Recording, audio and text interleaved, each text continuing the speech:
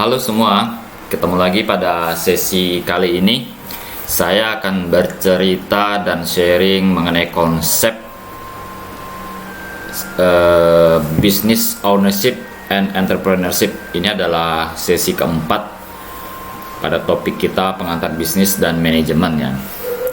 Hal-hal apa yang perlu kita pahami sebagai konsep dasar dalam proses bisnis dan manajemen. Ini akan kita sharingkan beberapa teori dasar, pengetahuan mendasar mengenai bentuk-bentuk usaha ya, bentuk-bentuk maupun ukuran dari sebuah organisasi bisnis.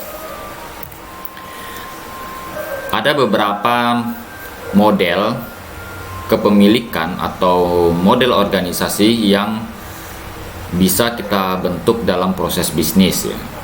Ada beberapa ukuran juga. Jadi dalam model yang ada ini akan menentukan besar kecilnya ukuran juga, biasanya seperti itu. Kita akan lihat yang pertama adalah sole proprietorship. Mungkin di sesi terdahulu saya pernah menjelaskan sekilas mengenai bentuk organisasi bisnis ini, di mana sole proprietorship ini adalah sebuah organisasi bisnis ya, atau unit bisnis yang dikelola atau dimiliki oleh satu orang secara pribadi, biasanya seperti itu. Jadi kepemilikan modal ya, termasuk keuntungan itu akan dimiliki oleh pribadi ya. Kemudian yang kedua adalah partnership. Nah, partnership ini adalah satu bentuk organisasi bisnis ya, di mana kepemilikan modalnya biasanya itu dia dimiliki oleh beberapa pihak ya, yang pasti lebih dari dua atau lebih ya pihak yang bergabung di dalam organisasi bisnis ini, mengumpulkan modal bersama, kemudian mereka menjalankan bisnisnya bersama ya. Dan yang ketiga adalah corporations. Corporation ini sebuah unit bisnis yang dimiliki oleh beberapa kelompok, jadi bukan cuma individu-individu lagi yang bergabung di dalamnya, tetapi secara umum di dalam organisasi bisnis yang berbentuk corporation ini akan lebih besar lagi ya, karena dia dimiliki oleh lebih dari satu kelompok bisnis ya. Ini, dan dari sini kita bisa melihat bahwa skala ataupun besar kecilnya bisnis juga akan terlihat berbeda dari model bisnis yang model kepemilikan bisnis ini ya. Di sini akan kita lihat tentu yang corporations ini modal akan lebih besar ya, modal yang dimiliki akan lebih besar, dan skala operasional bisnis juga pasti akan lebih luas ya. Ada beberapa bentuk lagi model bisnis yang ada di Indonesia, misalnya ada sistem koperasi, kalau kalian pernah dengar ya. Koperasi ini adalah model bisnis yang sedikit spesifikasinya agak berbeda dengan model bisnis yang kita sudah jelaskan di atas ya. Nah, koperasi memiliki karakteristik yang khusus, dan itu memang salah satu ciri khas model bisnis yang ada di Indonesia juga. Kalian di sesi-sesi berikutnya mungkin akan ketemu pembahasan mengenai koperasi, atau di mata kuliah lain kalian akan ketemu ya. Mungkin waktu SMA, SMK juga kalian pernah mendapatkan konsep teori mengenai koperasi ini. Oke, kita akan melihat apa saja perbedaan ya, kelebihan ataupun kekurangan dari model-model bisnis yang sudah ada tadi. Nah, kita lihat untuk yang pertama sole proprietorship, ada beberapa kelemahan yang dimiliki. Yang pasti adalah kepemilikan modal. Dengan kepemilikan oleh individu ya, tentu modal yang akan didapat juga sangat terbatas ya. Kemudian proses untuk peralihan bisnis ke pengelola selanjutnya itu juga akan sangat terbatas. Biasanya ini antar keluarga gitu ya, biasanya sangat terbatas seperti itu. Dan keberlanjutannya juga risikonya sangat tinggi untuk bisa berlanjut ya. Nah, tetapi mereka memiliki juga kelebihan ya. Yang pasti kalau kita sering dengar cerita-cerita mengenai para pebisnis yang menceritakan pengalamannya, salah satu kelebihannya kalau konsep sole proprietorship adalah ya tentu fleksibilitas ya. Dengan organisasi yang relatif kecil, maka pengelolaannya akan lebih fleksibel dan lebih mudah dilakukan ya. Kemudian proses pembentukan organisasi juga lebih simple, formationnya easy ya. Kemudian income taxation ya, perhitungan pajak, perhitungan pajak penghasilannya itu relatif lebih simpel gitu ya. Nah, kalau yang partnership sebenarnya masih relatif hampir sama dengan sole proprietorship ya. Ada banyak keterbatasan juga di situ, termasuk karena ini hanya antara dua pihak, maka juga kepemilikan juga sangat terbatas, modal juga masih terbatas ya, dan mereka juga dalam pengelolaan regulasi bisnisnya relatif lebih fleksibel ya, karena tidak terlalu banyak pihak yang terlibat di dalamnya. Kemudian hal-hal yang lainnya hampir sama sebenarnya karakter dari general partnership atau partnership ini dengan sole proprietorship ya. Nah, yang berbeda adalah di corporation ya, saat unit bisnis itu berbentuk corporation, maka ini sudah melibatkan banyak pihak ya. Banyak pihak artinya apa? Kita bisa memperoleh kesempatan untuk mendapatkan permodalan yang lebih luas, lebih besar ya. Karena banyak pihak yang bergabung di dalam organisasi tersebut. Akan lebih mudah kita dalam mengumpulkan dana ya. Kemudian dalam proses kepemilikan itu akan terjadi proses transisi kepemimpinan itu relatif lebih gampang karena begitu banyak orang yang memiliki potensi dalam organisasi yang begitu besar tersebut, sehingga regulasinya juga relatif memang lebih kompleks ya. Regulasi akan lebih kompleks, tetapi ini mengatur semua pihak ini dengan lebih teratur ya. Dan tentu pembentukan organisasi yang ada di dalamnya juga termasuk pembentukan unit bisnisnya ini akan lebih kompleks ya. Karena banyak pihak ini harus menyamakan visi misinya untuk sepakat dalam satu bentuk bisnis ya. Baik itu produknya apa ya, operasionalnya seperti apa, ini akan lebih kompleks dalam menyusun formation of the organization ya. Ini akan lebih sulit dibandingkan sole proprietorship dan general partnership tadi. Termasuk perhitungan pajak penghasilannya juga itu akan menjadi lebih rumit ya. Karena ada kepemilikan saham, ada kepemilikan pribadi, kemudian pajak penghasilan dia dalam organisasi sendiri, ya itu akan lebih kompleks ya. Saya tidak terlalu tahu detail seperti apa perhitungannya, nanti kalian akan dapatkan di mata kuliah lain perhitungan pajak penghasilan antara pajak penghasilan pribadi dan dalam perusahaan. Oke, jadi ini beberapa perbedaan ya, kelebihan dan kelemahan dari masing-masing model bisnis yang ada ini. Oke, kita akan lanjutkan. Yang berikutnya adalah strategi pengembangan yang biasa bisa dilakukan dalam sebuah organisasi bisnis ya. Ada beberapa macam model pengembangan organisasi ya. Pertumbuhan organisasi ini bisa dilakukan ya dengan beberapa model ya. Yaitu tentu yang pertama adalah dari dalam ya. Pertumbuhan dari dalam. Nah, pertumbuhan dari dalam ini sangat mengandalkan kekuatan organisasi itu sendiri ya, baik itu dari penghasilan, kemudian yang dijadikan modal ya. Dan kalau kita lihat dari metode seperti ini ya, pertumbuhan dari dalam ini akan sangat memerlukan waktu dan energi yang lebih besar, waktu yang lebih panjang. Kita bayangkan sebuah usaha kecil misalnya ya, dengan modal 500.000 misalnya. Kemudian dia ingin bertumbuh sampai dia memiliki modal total sampai 100 juta, kira-kira berapa lama? Ini tentu memerlukan waktu yang relatif lama dan usaha yang lebih besar ya.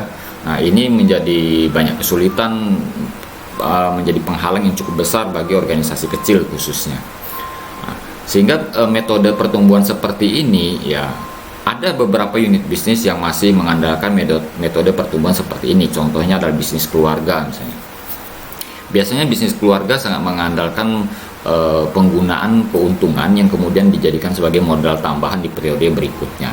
Yaitu kecenderungannya seperti itu ya. Mereka mungkin ada sebagian yang masih menghindari misalnya pinjam ke bank dan investor lainnya.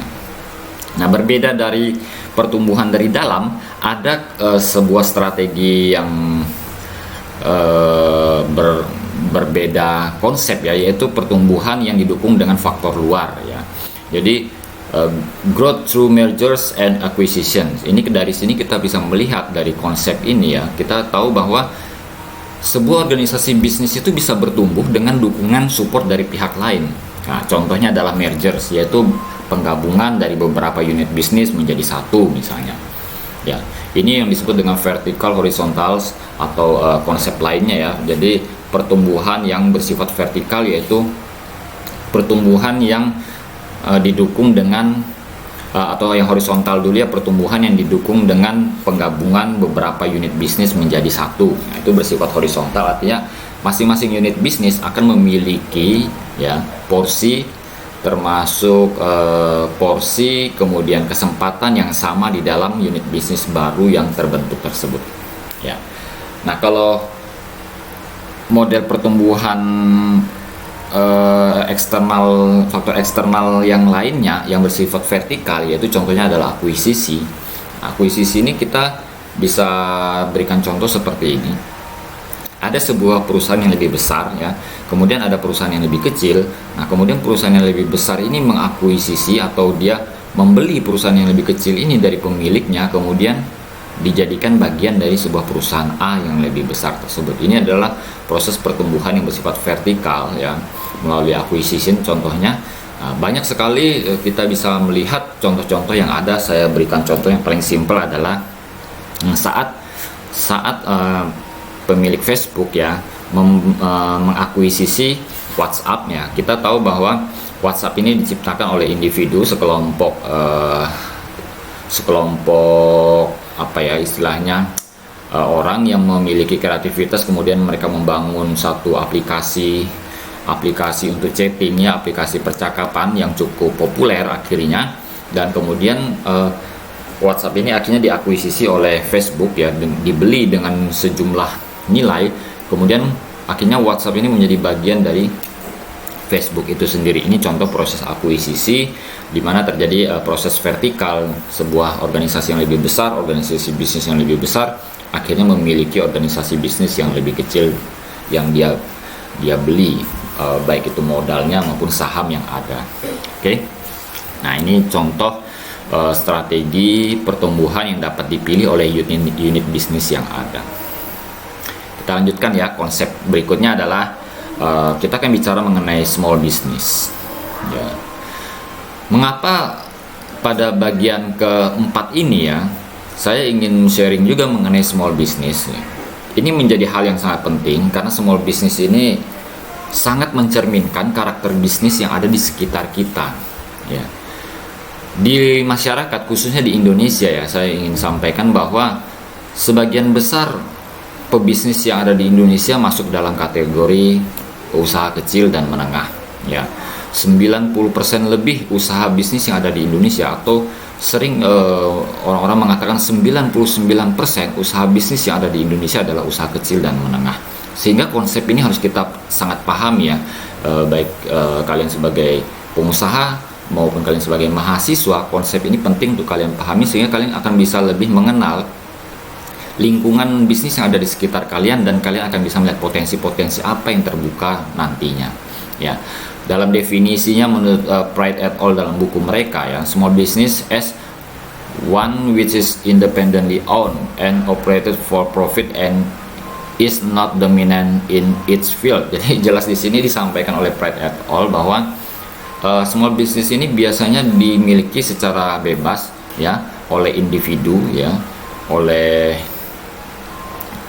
sekelompok kecil masyarakat mungkin, dan biasanya karakter bisnis mereka ini tidak menjadi unit yang sangat dominan di dalam pasar ya. Saya beri contoh unit yang dominan itu misalnya kayak Facebook, Microsoft ya, kemudian stasiun TV besar misalnya, ini adalah contoh bisnis-bisnis besar ya. Kemudian contohnya kalau perusahaan makanan kayak Indofood gitu ya, mereka kan sangat mendominan sehingga ini bukan masuk kategori small business, apalagi mereka yang sudah go public ya. Nah, unit bisnis yang dimasuk dengan small business adalah small business ini adalah unit bisnis yang dimiliki independen oleh sekelompok ataupun individu ya, dan mereka tidak dominan. Saya beri contoh ya, pedagang kaki lima yang menjual bakso di pinggir jalan misalnya ya, atau pedagang yang menjual rujak di pinggir jalan ya, pedagang yang menjual pisang molen di pinggir jalan ya. Mereka memiliki unit bisnis ini secara independen dan mendapatkan keuntungan, tetapi mereka tidak mendominasi pasar ya. Ini yang disebut dengan small business. Nah, Di Indonesia sendiri ada beberapa ketentuan ataupun peraturan perundang-undangan yang mengatur konsep mengenai small business ya. Khususnya Undang-Undang Nomor 20 Tahun 2008 tentang usaha mikro, kecil dan menengah. Di sini ada definisi-definisi yang diberikan. Saya bisa sampaikan ini contohnya, ada 3 definisi yang diberikan. Definisi mengenai usaha kecil di Indonesia itu diatur berdasarkan kekayaan bersih dan juga omset penjualan tahunan ya. Jadi di sini dipisahkan menjadi 3 kelompok: mikro, kecil, dan menengah. Nah, kalian bisa lihat definisinya ya. Kekayaan bersih maksimal 50 itu berarti masuk mikro. Antara 50 sampai 500 kekayaan bersih ini di luar aset bangunan ya. Ini kalau kalian baca di undang-undangnya itu dia sampaikan ini di luar aset termasuk bangunan. Nah, kemudian kekayaan bersih 50 sampai 500 itu masuk usaha kecil. Kemudian kekayaan bersih 500 juta sampai 10 miliar itu masuk usaha menengah. Artinya usaha atau unit bisnis atau perusahaan yang memiliki kekayaan bersih di atas 10 miliar itu sudah masuk ke usaha yang lebih besar ya. Definisi usaha yang bukan usaha kecil lagi. Termasuk penjualan juga menjadi pembatasan definisi yang ada. Ya, kalian bisa baca lebih detail di dalam Undang-Undang Nomor 20 Tahun 2008 tentang usaha mikro, kecil dan menengah. Oke, ini definisi usaha kecil. Nah, berarti kita sudah memiliki pandangan bahwa usaha kecil itu batasannya segini. Sehingga dari definisi ini sudah bisa terlihat bahwa di Indonesia mayoritas usaha yang dijalankan adalah usaha kecil dan menengah. Saya pikir bukan cuma di Indonesia, termasuk di Amerika pun masih 90% lebih usaha yang dijalankan oleh pebisnis adalah usaha kecil dan menengah. Ya, ini negara maju, negara berkembang sama ya, usaha kecil dan menengah sangat mendominasi pasar. Walaupun definisinya tadi mereka tidak mendominasi pasar, tapi secara gabungan ternyata mereka mendominasi bisnis secara kuantitas yang ada di dunia ini. Mendominasi dalam tanda kutip adalah jumlah ya, jumlah entitas unit, bukan jumlah modal maupun jumlah kekayaan maupun omset yang mereka capai ya. Biasanya kita tahu bahwa multinational company, perusahaan-perusahaan multinasional yang sudah begitu besar, mereka selalu menguasai omset pasar yang ada di dunia ini. Oke, kita lanjutkan ya konsep yang berikutnya. Saya ingin bicara mengenai the people in small business ya. Kalau kita bicara the people in small business ini berarti kita akan bicara karakter ya, atau model-model orang seperti apa sebenarnya yang berkecimpung atau bermain di dalam usaha kecil ya selama ini.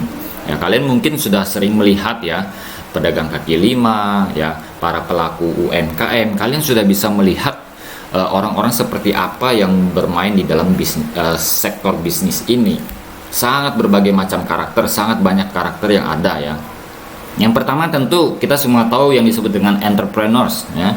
Kalian sudah sering entrepreneurs, wirausaha. Jadi orang-orang yang bermain di small business mesti memiliki jiwa entrepreneurs yang kuat ya. Jiwa entrepreneurs yang mendominasi dalam karakter mereka dalam berbisnis. Entrepreneurs itu apa? Banyak definisi mengenai entrepreneurs ya. Ada yang mendefinisikan entrepreneurs sebagai pemilik usaha ya, tetapi dari buku-buku yang saya baca, entrepreneurs itu sebenarnya didefinisikan lebih karakter orang yang bisa memaksimalkan semua potensi yang ada dalam segala keadaan untuk bisa menghasilkan sesuatu ya. Artinya kalau dengan mungkin dengan kalimat simpelnya adalah orang-orang yang kreatif, memaksimalkan sumber daya yang dimiliki untuk menghasilkan sesuatu yang bermanfaat. Itu definisi entrepreneurs yang saya pahami selama ini. Jadi belum tentu seorang entrepreneur itu harus memiliki usaha ya. Saat dia bisa menjadi karyawan ya, dia seorang karyawan, kemudian dia bisa memanfaatkan sumber daya yang ada dengan baik untuk memaksimalkan kinerja hasil pekerjaan dia ya, maka dia termasuk seorang entrepreneur sebenarnya. Ini dari definisi beberapa buku yang saya baca ya. Kalian boleh mencari definisi lainnya di internet, banyak sekali bisa dilihat. So kita bisa gambarkan I am the boss ya. Dari sini gambar ini kita bisa lihat bahwa seorang entrepreneur harus memiliki karakter menjadi pemimpin tentunya ya. Bagaimana dia bisa mengambil keputusan setiap saat, ini sangat penting. Kemudian motivasi ya, tentu semua tahu bahwa menjalankan bisnis itu tidak mudah. apalagi saat mau mulai. Ya, banyak bisnis yang sebelum mulai sudah jatuh duluan. Artinya apa? Tidak cukup motivasi untuk menjalankan bisnis ini gitu loh. Nah, makanya banyak quotes ya. Quotes ini apa ya? Pepatah yang mengatakan ataupun statement dari para pebisnis yang mengatakan bahwa bisnis apa yang paling menguntungkan. Orang kan selalu bertanya seperti itu. Kalian juga mungkin ada yang bertanya. Jadi Pak, bisnis apa yang paling menguntungkan? Maka selalu para pengusaha akan menjawabnya dengan mudah. Ya, bisnis paling menguntungkan adalah bisnis yang dijalankan, bukan bisnis yang dibayang-bayangkan saja gitu ya. Bukan bisnis yang cuma diteorikan, tapi bisnis yang diaplikasikan. Sehingga dalam memulai sebuah bisnis itu perlu motivasi yang lebih dibandingkan orang-orang yang sekedar bekerja rutinitas. Ini berbeda sekali ya. Maka gambarnya I am so excited ya. Harus memiliki ketertarikan, antusias yang besar untuk menjalankan sebuah bisnis sendiri ya. Ini karakter yang kedua yang biasa dimiliki oleh orang-orang yang berkecimpung dalam small business. Oke. Yang ketiga ada lagi yang disebut dengan teenagers. Nah, kita tahu bahwa small business ini sangat erat dengan usaha-usaha baru, startup ya biasanya ya. Startup itu artinya usaha-usaha yang memulai perjalanannya ya, baru memulai perjalanan. Dan karakteristik yang terjadi selama ini memang startup ini dimulai oleh anak-anak muda ya, orang-orang yang berjiwa muda, bisa juga dikatakan seperti itu. Artinya sebagian besar usaha yang baru berjalan ini memang dikelola oleh orang-orang yang relatif usia muda ya. Tapi bukan berarti orang yang usianya lebih lanjut tidak bisa. Maka di sini disebut teenagers ya. Kalau saya lebih mendefinisikan adalah jiwa muda. Artinya orang-orang yang masih memiliki kreativitas, masih ingin maju ya. Berapapun usia mereka bisa masuk dalam kategori teenagers ini. Nah, ini adalah hal penting yang harus dimiliki oleh orang-orang yang ingin berkecimpung di dalam small business. Konsep-konsep ini ataupun karakter ini harus dimiliki oleh individu-individu tersebut ya. Tidak pernah menyerah. Bayangkan melawan penghalang yang begitu besar pun masih pantang menyerah ya. Kita bisa melihat ilustrasi gambar ini. Ya, ini adalah harus dimiliki oleh orang-orang yang berkecimpung di dunia bisnis. Dan banyak lagi karakter-karakter lainnya yang diperlukan juga ya dalam pengelolaan bisnis ya. Banyak sekali, tapi ini saya cuma mendefinisikan beberapa. Kalian bisa melihat contoh-contoh lainnya ya. Oke, kita lanjut dengan konsep yang lain, yaitu the importance of small business ya. Bagaimana sebenarnya posisi usaha-usaha kecil yang ada di dalam ekosistem bisnis ya, peran mereka dalam membangun perekonomian, dalam membangun masyarakat yang lebih baik ya. Tentu diharapkan usaha-usaha kecil yang tumbuh dan berkembang ini bisa memberikan dampak yang positif bagi ekosistem ekonomi dunia ya. Kita akan melihat beberapa konsep yang ada. Dikatakan bahwa usaha kecil akan bisa punya peluang besar untuk menyediakan ya inovasi-inovasi baru di dalam perputaran ekonomi dunia. Dan sudah sangat banyak yang membuktikan bahwa usaha-usaha kecil inilah menjadi tempat atau wadah ya, pusat bertumbuhnya ya kreativitas dari begitu banyak energi-energi muda ya, semangat-semangat baru ya untuk menciptakan inovasi-inovasi baru dalam pengelolaan bisnis. Saya beri contoh paling simpel adalah kita tahu di Indonesia ada yang namanya Gojek. Ya, ini juga diciptakan oleh seorang anak muda dan timnya ya. Inovasi apa yang dia lakukan? Paling simpel adalah saya dulu pengalaman di Jakarta, kalau saya ingin mencari ojek ya, tentu saya harus mencari mereka ke pangkalannya atau beberapa tukang ojek yang standby di pinggir jalan. Dan ini tidak mudah. Bisa dikatakan untung-untungan saat ada yang di dekat kita beruntung tidak jalan lebih jauh. Tapi kalian tahu, saya pernah berjalan sekitar berapa kilo hanya untuk mendapatkan seorang tukang ojek. Ya. Kalian bayangkan inovasi yang diciptakan oleh Gojek ya, saat kita tinggal memencet nomor di handphone kita ya, memencet beberapa tombol, maka Gojek, tukang ojek yang jauh di sana, dia bisa tahu ada yang sedang menantikan dia dan berharap dia datang. Ini inovasi yang luar biasa, ya. Jadi usaha-usaha kecil yang tumbuh dari startup ini adalah potensi untuk menyediakan ya inovasi-inovasi baru di masa depan. Ya, luar biasa sekali ya. Nah, kemudian tentu ini tidak bisa dihindarkan, yaitu menyediakan lapangan kerja ya. Setiap satu orang yang membuka usaha baru, maka dia sudah akan punya potensi untuk membuka lapangan kerja bagi satu orang yang lain. Itu kalau dia hanya menggunakan satu karyawan. Ya, kalian bayangkan kalau dia merekrut 5 karyawan, 10 karyawan, itu dalam satu unit bisnis, maka berapa banyak peluang kerja, lapangan kerja yang bisa terbentuk dari unit-unit bisnis yang tercipta ini. Itulah mengapa pemerintah selalu mendorong kita untuk terus berkreasi, kalau bisa usaha sendiri, mulai usaha sendiri ya. Tujuannya salah satunya itu, menciptakan lapangan kerja yang lebih luas. Dan yang ketiga adalah untuk bicara kompetisi. Semakin banyak unit bisnis yang terbentuk, maka kompetisi di pasar akan semakin sehat ya. Semakin banyak unit bisnis yang tercipta, maka akan semakin banyak pilihan ya. Akan semakin banyak pilihan untuk konsumen memilih produk-produk yang bisa mereka beli ya. Dengan semakin banyak unit bisnis yang tercipta, konsumen akan mendapatkan banyak kesempatan untuk memilih produk-produk terbaik ya. Ini adalah salah satu manfaat besar juga dari usaha-usaha kecil yang tercipta, dan banyak lagi manfaat-manfaat lainnya ya. Intinya usaha kecil ini ingin menutup ya kesenjangan bisnis yang terjadi, di mana yang selama ini misalnya dikuasai oleh pebisnis besar ya, produk-produk yang sangat mendominasi ya, sehingga terjadi misalnya kecemburuan sosial ya, ketimpangan ekonomi, di mana orang kaya makin kaya, yang orang yang ekonomi lemah makin lemah. Nah, usaha kecil inilah yang punya potensi besar untuk mengisi kesenjangan tersebut, kemudian menjembatani kesenjangan tersebut, membuat perputaran ekonomi menjadi lebih seimbang. Ini manfaat yang lainnya, dan banyak sekali manfaat-manfaat yang lainnya lagi yang kita bisa dapatkan dari pertumbuhan usaha-usaha kecil yang ada. Oke ya, kita lanjutkan. Konsep yang lainnya adalah kita bicarakan permodalan.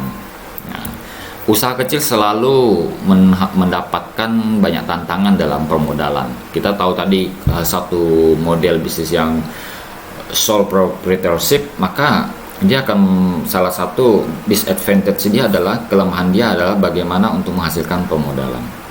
Kita bisa lihat bahwa mayoritas ya sumber modal dari usaha kecil ya tabungan pribadi. Nah, ini adalah data dari Amerika ya. Ini di Amerika ya, bagaimana karakter usaha kecil yang selama ini terjadi di Amerika. Sumber permodalan mereka dari mana? Paling banyak ternyata adalah dari personal savings ya, tabungan pribadi. Ada yang dari bank sebagian. Nah, ini menunjukkan karakter bahwa usaha-usaha kecil saat ini juga sudah semakin berani untuk mengakses permodalan dari bank ya, pemodalan modern dari bank. Dan menurut saya ini sangat wajar ya, sangat masuk akal, karena bank biasanya memberikan banyak sekali paket-paket permodalan yang ramah dengan para usaha kecil ya. Mereka tidak mengambil keuntungan yang begitu besar. Kemudian ada juga pemodalan dari teman ataupun jaringan hubungan ya, kerjasama. Ini juga sangat penting ya. Memang kita selalu mendengar bahwa orang akan sukses kalau memiliki jaringan yang kuat. Ini sudah sangat terbukti, banyak sekali cerita mengenai hal ini ya.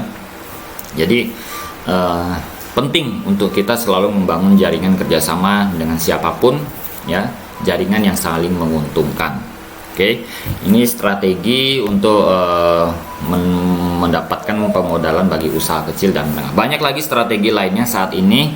Ada, kalau kalian pernah mendengar istilahnya fintech ya, financial technology, itu adalah platform yang mulai digarap oleh pemerintah Indonesia juga termasuk, di mana fintech ini banyak melibatkan berbagai pihak ya, termasuk investor-investor besar ya ikut bergabung dalam fintech ini ya. Satu model pengaksesan untuk modal usaha ya yang lebih modern. Ya, tentu ini harus hati-hati karena fintech sendiri harus diatur dengan lebih ketat, karena banyak sekali kasus-kasus misalnya terjadi penyimpangan peminjaman modal dengan bunga yang sangat tinggi. Nah, pemerintah perlu mengontrol hal ini. Tapi ini adalah peluang sangat besar ya. Peluang sangat besar baik bagi investor maupun bagi pengelola usaha itu sendiri. Oke. Ya, ini isu mengenai pemodalan ya. Kita lanjutkan isu-isu lainnya di dalam membangun usaha kecil ya. Banyak sekali, yaitu salah satunya tentang business plan. Orang yang ingin memulai usaha tentu harus mempelajari konsep untuk menyusun business plan ya. Ya, business plan ataupun feasibility study ya, studi kelayakan bisnis ini penting sekali untuk menghitung peluang keberhasilan sebuah usaha. Artinya kita tidak sekedar memulai usaha tanpa perhitungan. Tentu banyak perhitungan yang harus dilakukan dalam proses membangun usaha yang dimulai dari sangat kecil menjadi lebih besar. Oke. Kemudian ini isu-isu yang lainnya adalah governmental agency. Kita bicara mengenai peran pemerintah ya. Pemerintah perlu ikut aktif dalam mewadahi pertumbuhan usaha kecil ini. Harus ada peran serta pemerintah ya yang dominan dalam mengontrol hal ini ya. Karena usaha kecil biasanya memiliki banyak sekali keterbatasan, apalagi kalau misalnya terhalang regulasi, hal-hal lainnya, maka pemerintah harus memiliki peran positif di sini. Pemerintah mendukung pertumbuhan usaha kecil dengan regulasi yang lebih ringan, ya pajak yang lebih ada insentif pajak yang mensupport ya hal-hal ini, sehingga motivasi para pengusaha kecil ini akan lebih tumbuh, gitu ya. Kemudian franchising juga penting untuk dipahami ya. Franchising ini bagaimana kita menduplikasi model bisnis kita ke dalam unit bisnis yang lain ya. Contohnya sehingga kita bisa memiliki cabang di tempat lain ya, itu untuk mengkapitalisasi keuntungan kita ya, modal kita ya. Ini model-model baru dalam bukan baru juga sih, franchising ini sudah banyak dipakai sejak dulu ya. Ini salah satu metode yang cukup efektif ya untuk memperluas pasar kita ya. Ini konsep-konsep seperti ini. Dan isu-isu bisnis lainnya saya pikir banyak masih terkait dengan small business ya. Ini yang harus diperhatikan ya, seperti kita sampaikan tadi, semua pihak harus terlibat dalam pengembangan ekosistem ini, bukan cuma para pebisnis itu sendiri, tetapi pemerintah, masyarakat, termasuk ekosistem pendidikan ya. Kita di pendidikan tinggi juga memiliki peran yang sangat dominan, sangat penting dalam membentuk ekosistem ini ya, karena inovasi biasanya banyak tumbuh itu berawal dari penelitian yang dilakukan di perguruan tinggi. Oke, semuanya ya, ini hal-hal penting yang saya pikir kita perlu bahas di dalam model-model bisnis ya, entrepreneurship yang ada ya di sesi keempat ini. Semoga bisa memberikan kalian gambaran yang cukup jelas mengenai konsep-konsep ataupun model bisnis, kemudian strategi-strategi pertumbuhan bisnis yang bisa dijalankan ya, kemudian karakter-karakter yang harus dikembangkan dalam pengelolaan unit bisnis. Ini penting untuk kita pahami bersama. Baik ya. Nah, case yang keempat ini saya ingin sampaikan.